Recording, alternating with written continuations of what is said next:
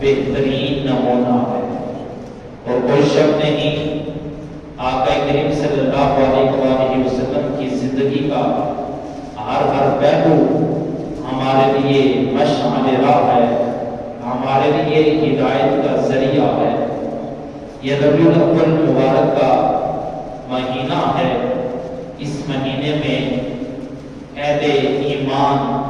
حضور کے غلام، حضور کے عاشق، حضور کے چاہنے والے ویسے پورا سال ہی حضور کا ذکر سنتے ہیں، سناتے ہیں۔ حضور کے ذکر سننے سنانے میں ہی ان کو ایمان کی تازگی نصیب ہوتی ہے،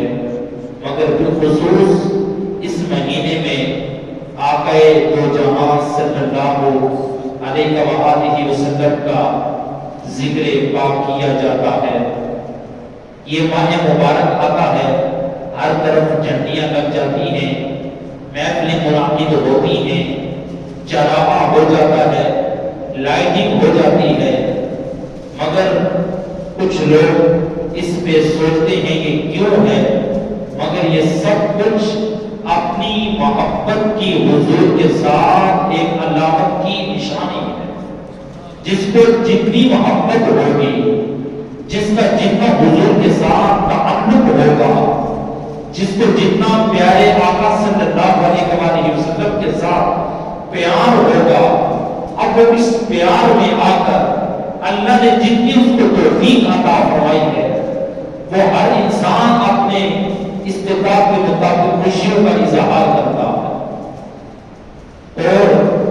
شیخ عمر مصطفیٰ درانی علیہ رحمہ فرماتے ہیں، محبت کی بات انہوں نے اہل عشاق کے لیے کی، کہا کیلنڈر تو 3 قسم کے ہوتے ہیں۔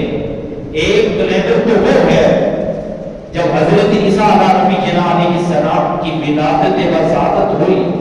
اس وقت سے جو چلا، ایک تو وہ ہے، ایک آقا کریم علیہ السلام نے مکہ چھوڑ کر مدینے کی طرف ہجرت کی، ایک کیلنڈر کا آغاز، ہجری کیلنڈر کا آغاز وہاں سے ہوتا ہے، اور تیسرے کیلنڈر کا آغاز یہ بات اہل عشاق کے لیے ہے،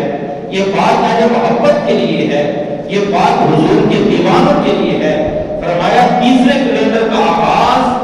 12 ربیع الاول حضور کی ولادت وسعادت سے ہوتا ہے۔ حضور تشریف لائے تو اللہ کریم نے پوری کائنات کے اندر روح کے بکھیر گئی۔ حضور تشریف لائے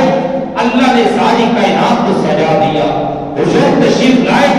اللہ کریم نے پوری انسانیت کو جینے کا شعور سکھا دیا۔ حضور تشریف لائے تو اللہ کریم نے پوری انسانیت کو عزت و عظمت کی زندگی عطا کرنے کا یہ حسین انعام عطا فرما دیا۔ غرض کہ جو کچھ ابھی ہمیں اس دنیا میں ملا حضور کی آمد کی وجہ سے ملا، اور ہم حضور علیہ السلام کی سیرت کے حوالے سے سنتے ہیں، سناتے ہیں، اور ویسے بھی یہی حق ہے اہل ایمان کا، جہاں ان کے دلوں میں حضور کی محبت موجود ہے، حضور کا عشق موجود ہے، حضور کی چاہت موجود ہے، اس کے ساتھ ساتھ اپنے کریم آقا صلی اللہ علیہ وسلم کی سیرت کو سمجھنے کی، اس کا مطالعہ کرنے کی، اس کو سننے کی یہ بھی بہت زیادہ ضرورت ہے، کیونکہ اللہ کریم نے ہمیں حکم تو دے دیا اقیم الصلاۃ، نماز قائم کرو، نماز قائم کرو۔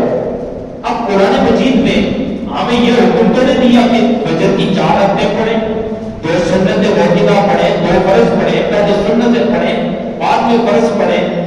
مولا کریم حکم تو نے دے دیا نماز کی ادائیگی کا، جو سب سے اہم ترین فیصلہ ہے، اور کل بروز محشر جس کا سب سے پہلے حساب ہوگا، ہم سے پوچھا جائے گا۔ اب مگر یہ تو نہیں بتایا کیسے ادا کرنی ہے۔ آقا کریم علیہ السلام کی جب سیرت کا مطالعہ کیا جائے، آقا کریم علیہ السلام کی حیات مبارکہ کو جب دیکھا جائے، یا رسول اللہ اللہ نے حکم تو دے دیا نماز پڑھنے کا، اب یہ ہم کیسے نماز پڑھیں؟ آقا کریم علیہ السلام نے ارشاد فرمایا میرے غلاموں، پریشان ہونے کی ضرورت نہیں، صلو کما رأیتمونی اصلی، آپ مجھے دیکھتے جاؤ جیسے میں نماز پڑھتا ہوں تم بھی نماز پڑھتے چلے جاؤ۔ گویا اب آدھا دین تو سارے کا سارا حضور کی سیرت میں ہے، حضور کی حیات مبارکہ میں ہے کہ حضور علیہ السلام نے اپنے شب و روز کیسے گزارے، حضور نے اپنی زندگی کیسے گزاری، حضور کا بچپن کیسا تھا، حضور کا لڑکپن کیسا تھا، حضور کا عالم شباب کیسا تھا، حضور کی آئلی زندگی کیسے تھی، حضور کی معاشرتی زندگی کیسے تھی، حضور کی معاشی زندگی کیسے تھی، حضور کا دوستوں کے ساتھ تعلقات کیسے ہوتے تھے، برادری کے ساتھ تعلقات کیسے ہوتے تھے، اپنے محلے والوں کے ساتھ حضور کس انداز سے پیش آتے تھے، پڑوسیوں کے ساتھ حضور کا کیا انداز ہوتا تھا، یہ ساری کی ساری چیزیں ہمیں حضور کی سیرت سے ہی پتہ چلے۔ اسی لیے خالق لم یزل نے ارشاد فرمایا لقد کان لکم فی رسول اللہ اسوۃ حسنہ، تمہارے لیے حضور علیہ السلام کی حیات مبارکہ میں بہترین نمونہ، میرے محبوب کی زندگی دیکھتے چلے جاؤ اور ایسے ہی اپنی زندگی گزارتے چلے جاؤ۔ اور آج اس دور میں ہم آقا کریم علیہ السلام کی سیرت سے ناآشنا ہیں، آقا کریم علیہ السلام کی حیات مبارکہ سے ہم لوگ ناواقف ہیں۔ قرآن کریم نے ارشاد فرمایا الم یعرفوا رسولہم فہم لہ منکرون، بہت سے ایسے لوگ جو منکرین بن گئے، انکار کرنے والے بن گئے، کس لیے کہ انہوں نے آقا کریم علیہ السلام کی حیات مبارکہ کو دیکھا ہی نہیں، آقا کریم علیہ السلام کی سیرت مبارکہ کا مطالعہ کیا ہی نہیں۔ جب حضور کی سیرت کو نہ دیکھا، حضور کی حیات مبارکہ کا مطالعہ نہ کیا، پھر وہ دن بہ دن آقا کریم علیہ السلام سے دور ہوتے چلے گئے۔ اور اس دور میں ہم مسلمان ہو کر اپنے آپ کو حضور کا امتی کہلوانے کے باوجود آقا کریم علیہ السلام کی سیرت سے ہم لوگ ناواقف ہیں۔ ہمارے گھروں میں الحمدللہ تمام تر نعمتیں موجود ہیں، ہر قسم کی سہولت موجود ہے، ہم میں سے کتنے لوگ ہیں کہ جن کے گھروں میں آقا کریم علیہ السلام کی سیرت کے حوالے سے کوئی کتاب موجود ہو؟ یہ دیکھنے کی ضرورت ہے۔ ہمارے پیغمبر، ہمارے نبی کہ جن کا کلمہ پڑھ کے ہم کائنات میں عزت پاتے ہیں، جن کی غلامی کا دعویٰ کر کے کائنات میں ہمیں لوگ عزت کی نگاہ سے دیکھتے ہیں، ہم نے اپنے نبی کی سیرت کے حوالے سے کوئی گھر میں کتاب ہی نہ رکھی؟ یہ کتنی بے تعلقی ہے، یا اپنے نبی سے کتنی دوری ہے۔ اگر ایک ایک کتاب بھی ہم اپنے گھر میں حضور علیہ السلام کی سیرت کے حوالے سے رکھیں، جب بھی زندگی میں موقع ملے، ٹائم مل جائے، ایک پیج پڑھ لیں، ایک وقت پڑھ لیں کہ حضور کا بچپن ایسا تھا، آقا کریم علیہ السلام کی آئلی زندگی ایسے تھی، حضور کی معاشرتی زندگی ایسے تھی، یقین مانے پھر بہت ساری برائیاں، بہت ساری ہماری کوتاہیاں، بہت ساری ہماری کمیاں جب ہم اپنے کریم آقا کی سیرت کو دیکھ کر پڑھ کے اپنی زندگی حضور کی سیرت میں رنگنا شروع کر لیں گے، اللہ کریم ہماری کوتاہیوں کو بھی معاف کر دے گا اور ہمارے لیے آسانی کے راستے بھی پیدا فرما دے گا۔ اور حضور علیہ السلام کی سیرت کوئی معمولی سیرت نہیں، حضرت آدم علیہ السلام سے لے کر حضرت عیسیٰ روح اللہ تک جتنے بھی پیغمبر آئے سب اولو العزم، سب عزت کے لائق ہیں، ہم سب کی عزتوں کو مانتے ہیں، اللہ نے سب کو عزتوں سے نوازا، مگر ہر نبی کی مکمل طور پر آیات مبارکہ ہمارے سامنے موجود نہیں۔ کسی کی ہمیں عالم شباب کے واقعات پتہ چلیں گے، کسی کے بچپن کے پتہ چلیں گے، کسی کی زندگی کے آخری سٹیج کے واقعات پتہ چلیں گے، کسی کے معجزات پتہ چل جائیں گے، مگر ہر نبی کی مکمل طور پر سیرت ہمیں نہیں ملتی۔ یہ ہمارے نبی کا سب سے بڑا اعجاز یہ ہے، آقا کریم علیہ السلام کا سب سے بڑا معجزہ یہ ہے کہ حضور کی ولادت بسعادت سے لے کر حضور کے وصال تک حضور کی سیرت کا ہر پہلو الحمدللہ ہمارے پاس موجود ہے، کتابوں میں یہ محفوظ ہے، مگر اب ہم اس سے ناواقف ہیں، وہ ہماری اپنی کمیاں ہیں، ہماری اپنی اس میں سستیاں ہیں۔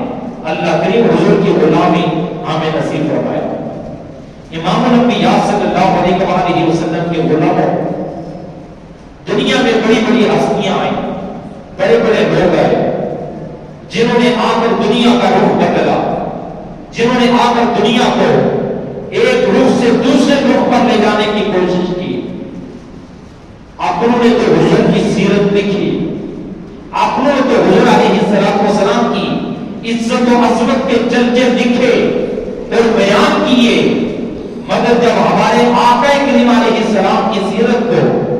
غیروں نے پڑھا، حضور علیہ السلام کی حیات مبارکہ کو جب غیر مسلموں نے اس کا مطالعہ کیا، وہ بھی حضور علیہ السلام کی رسپیکٹ دیکھ کر، حضور کی حیات مبارکہ دیکھ کر حضور علیہ السلام کا کلمہ پڑھنے پہ مجبور ہو جاتے ہیں۔ اور آپ نے نام سنا ہوگا، ایک بہت بڑا عیسائی جس کا نام تھا مائیکل ہارٹ، اس نے ایک بک لکھی، اور اس بک لکھنے سے پہلے اس نے اپنے دور میں بڑی بڑی کتب کا مطالعہ کیا اور دنیا کی اس نے سیر کی، دیکھا بڑی بڑی ہستیاں کائنات میں کون سی آئی ہیں جنہوں نے آ کر دنیا کا رخ ہی بدل دیا ہو، جنہوں نے آ کر انسانیت کو جینے کا شعور سکھا دیا ہو، جنہوں نے آ کے انقلاب پیدا کیا ہو، ایسی انہوں نے دیکھا کہ میں کائنات کے اندر ایسے انسان تلاش کروں۔ جب بغور مطالعہ کیا، ریسرچ کی، تحقیق کی، اس نے 100 لوگوں کے نام جمع کیے۔ کتنے بولیے؟ 100۔ وہ لکھنے والا مسلمان نہیں ہے، عیسائی ہے۔ 100 نام اس نے جمع کیے، اس کو کتاب میں لکھا۔ اس کتاب کا نام بھی اس نے رکھا کہ اس میں 100 لوگوں کے یہاں پر خدمات موجود ہیں دنیا میں، کس نے کیا کیا کیا۔ اب سب کے نام تو اس نے جمع کر دیے، یہاں تک تو بڑا آسان تھا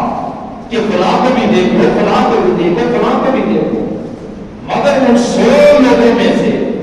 اب سب سے پہلے نمبر پہ کس کا نام رکھا جائے، کون اس قابل ہے، جس کے اندر اتنی زیادہ صلاحیتیں ہیں، جس کو سب سے پہلے فرسٹ نمبر پہ کتاب میں رکھا جائے۔ اس نے ہر نبی کا مطالعہ کیا، کائنات میں عظیم لوگ آئے، ان کی سیرت کا مطالعہ کیا، مگر بالآخر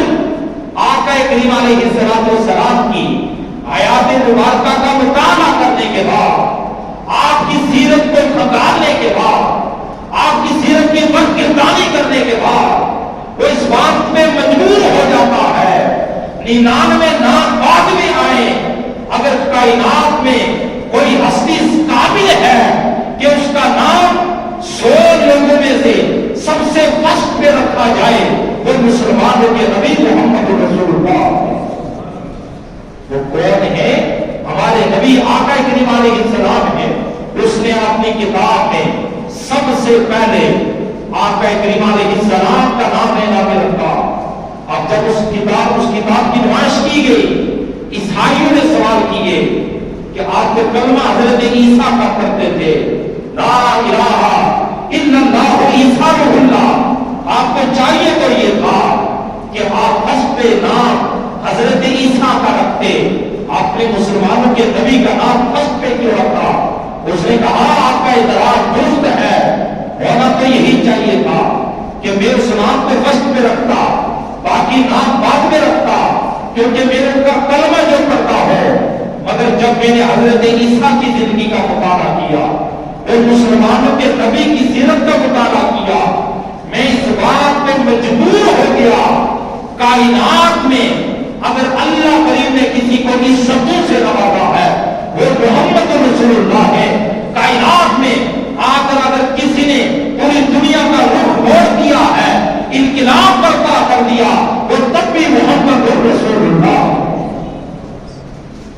میں نے مسلمانوں کے نبی کا نام مشق پہ رکھا ہے۔ اللہ نے ہمارے نبی کو وہ عزت عطا فرمائی، وہ کمالات عطا فرمائے، وہ معجزات عطا فرمائے کہ اپنے تو آپ غیروں نے بھی حضور علیہ السلام کا نام پہلے نمبر پہ ضرور لکھا۔ یہ ہے ہمارے کریم آقا علیہ السلام کی حیات مبارکہ اور آقا کریم علیہ السلام کے صحابی جن کا نام ہے حضرت عبداللہ ابن عمر، حضور کی بارگاہ میں بیٹھتے ہیں، جب بھی حضور علیہ السلام کچھ ارشاد فرماتے وہ لکھ دیتے۔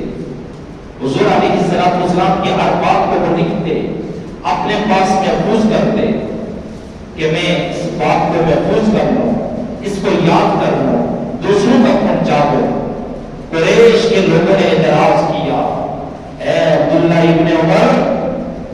آپ اپنے نبی کی ہر بات لکھتے ہو، آپ کو پتہ ہے یاد ہو کہ ہماری طرح انسان ہے، کبھی وہ خوشی میں ہوتے ہیں، کبھی غمی میں ہوتے ہیں، کبھی جلال میں ہوتے ہیں، کبھی پیار کے انداز میں ہوتے ہیں، آپ ان کی ہر بات کیوں لکھتے ہو؟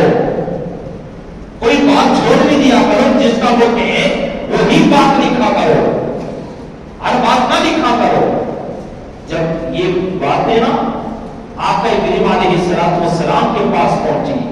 کہ حضرت عبداللہ ابن عمر میری حدیثیں لکھتے ہیں، جو کچھ میں فرماتا ہے وہ نوٹ کر لیتے ہیں، مگر قریش کے لوگوں نے اعتراض کیا، ہر بات نہ لکھا کرو۔ آقا کریم علیہ السلام نے مجمع عام میں ارشاد فرمایا، اکتب فوالذی نفسی بیدہ ما خرج منہ الا بالحق۔ اے عبداللہ ابن عمر، ہر بات تم لکھ دیا کرو، میں محمد الرسول اللہ تمہیں اجازت دیتا ہوں، ارے اللہ کی عزت کی قسم، جو کچھ بھی زبان سے نکلتا ہے حق کا کلمہ نکلتا ہے، جو بھی کچھ نکلتا ہے نا ما خرج منہ الا بالحق، جو کچھ بھی اس زبان سے نکلتا ہے وہ کلمہ حق ہوتا ہے، کلمہ خیر ہوگا۔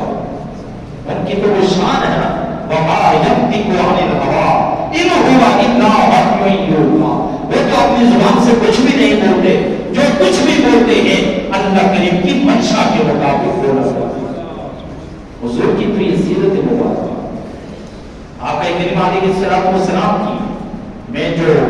جس انداز میں سمجھانے کی کوشش کرتا ہوں، ہمیں آقا کریم علیہ السلام کی سیرت کا علم ہونا چاہیے۔ جب ہم حضور کی سیرت سے ہی ناواقف ہوں گے، بہت سارے ایسے مسائل ہیں کہ جن کی وجہ سے ہماری زندگی میں پھر الجھنیں، پریشانیاں، مشکلات، آزمائشیں پیدا ہو جاتی ہیں۔ ایک ایگزامپل میں آپ کے سامنے دیتا ہوں، اور کچھ لوگوں کی یہ بھی کوشش ہوتی ہے ایک حدیث مبارکہ پڑھ لی اور اسی حدیث کو لے کر پھر آگے تک نکل جاتے ہیں، کسی عالم دین سے جب تک مشورہ نہ کریں، کسی اہل علم سے سوال نہ کریں، ادھورا علم بھی بعض وقت نقصان دیتا ہے۔ اس کی ایک ایگزامپل میں سیرت مصطفیٰ صلی اللہ علیہ وسلم سے پیش کرتا ہوں۔ آقا کریم علیہ السلام نے ارشاد فرمایا، کھڑے ہو کر پانی پینا منع ہے، اور الحمدللہ ہمیں سب کو پتہ ہے کہ بیٹھ کر پانی پینا ہے، 3 سانسوں میں پینا ہے، گلاس کے اندر دے کر پیئے، بسم اللہ الرحمن الرحیم پڑھ کے پیئے، یہ حضور کی سنت ہے۔ کھڑے ہو کر پینے سے منع فرمایا، ایک حدیث مبارکہ یہ، اور ایک حدیث مبارکہ میں آقا کریم علیہ السلام نے یہاں تک ارشاد فرمایا، اگر آپ کو علم ہو جائے کہ کھڑے ہو کر پانی پینے میں کتنا نقصان ہے، تو انسان وہ پانی جو اس نے پیا ہے اس کو طے کر دے، یعنی الٹی کر دے، بہ نکال۔ اگر علم ہو جائے کہ کھڑے ہو کر پانی پینے میں کتنا نقصان، اور الحمدللہ آقا کریم علیہ السلام آج سے 1400 سال پہلے جو کچھ فرما کر کے، جو کچھ کر کے گئے، آج کی سائنس تحقیق کر کے اسی نتیجے پہ پہنچتی ہے جو ہمارے آقا ہمیں بتا کر کے یا خود عمل کر کے چلے گئے۔ آج سائنس وہیں پہ پہنچتی ہے اور وہی کام کرنے کا ہو وہ بھی آرڈر دے رہی ہے کہ ایسے کیا جائے، ایسے نہ کیا جائے۔ اب یہ 2 حدیثیں کہ جن میں کھڑے پینے سے منع کیا گیا، مگر آب زمزم ہم سب لوگ کھڑے ہو کر پانی پیتے ہیں، سارے پیتے ہیں کھڑے ہو کر، کیوں پیتے ہیں؟ آقا کریم علیہ السلام نے کھڑے ہو کر پیا، تب ہم پیتے ہیں۔ اور حضرت حسان جو حضور علیہ السلام کے پیارے صحابی بھی ہیں اور حضور کے صحابہ بھی ہیں، حضور ان کے لیے ممبر بچھا دیا کرتے تھے، حسان ذرا ممبر پہ چل کے میری تعریف کیجیے۔ آج ہم تعریفیں کریں، شاید وہ سوچے کیوں کر رہے ہیں؟ حضور اپنی تعریف جو پسند کرتے تھے، حسان میرا صحابی ممبر پہ بیٹھ کے میری تعریف کرے، میں نیچے بیٹھ کے اپنے تعریف حسان کی زبان سے سنوں۔ لیکن وہ پہلو اللہ نے میرا موضوع اس وقت الگ ہے۔ اب حضرت حسان کی میں فرماتی ہے کہ حضور علیہ السلام میرے گھر میں تشریف لائے، آقا کریم علیہ السلام نے جب مشکیزہ دیکھا وہ رکھا ہوا ہے، حضور علیہ السلام نے کھڑے ہو کر یہ پانی نوش فرمایا۔ اب یہ دونوں حدیثیں تعارض میں آ جاتی ہیں، جب دونوں حدیثیں تعارض میں آ جائیں لوگ پریشان ہو جاتے ہیں کیا کیا جائے۔ جن کے پاس تھوڑا ہی رہ جائے ایک حدیث پڑھ کے پھر وہ خود ہی زیادہ مسائل بتانے والے یا فتویٰ دینے والے لوگ بن جاتے ہیں۔ اب یہاں پر محدثین اور فقہاء نے ان دونوں حدیثوں کو جب دیکھا یہ آپس میں اپوزٹ آ رہی ہے، تقابل میں آ رہی ہے کہ ان میں درمیانی کیا راستہ کیا جائے، تطبیق کیسے کی جائے، محدثین فقہاء فرماتے ہیں کہ جب دونوں حدیثیں سامنے آ گئی اس سے یہ پتہ چلا کہ بیٹھ کر پانی پینا یہ سنت اور مستحب عمل ہے، اور آقا کریم علیہ السلام کی زندگی کا زیادہ تر معمول وہ بیٹھ کر پانی پینا ہی ہے۔ لیکن اگر کوئی کھڑے ہو کر پی لیتا ہے یہ خلاف سنت اور خلاف ادب یہ عمل ہے، لیکن آپ اس کو حرام یا مکروہ تحریمی کا فتویٰ جاری نہیں کر سکتے۔ یہ ہے حضور علیہ السلام کی سیرت۔ آقا کریم علیہ السلام کی جب سیرت کو ہم پڑھیں گے دیکھیں گے، میں نے کہا کافی ساری ہماری الجھنیں مشکلات جو ہیں وہ خود آسانیوں میں بدل جاتی ہیں۔ اللہ کریم کی بارگاہ میں دعا ہے کہ اللہ کریم ہم سب کو آقا کریم علیہ السلام کی حیات مبارکہ کا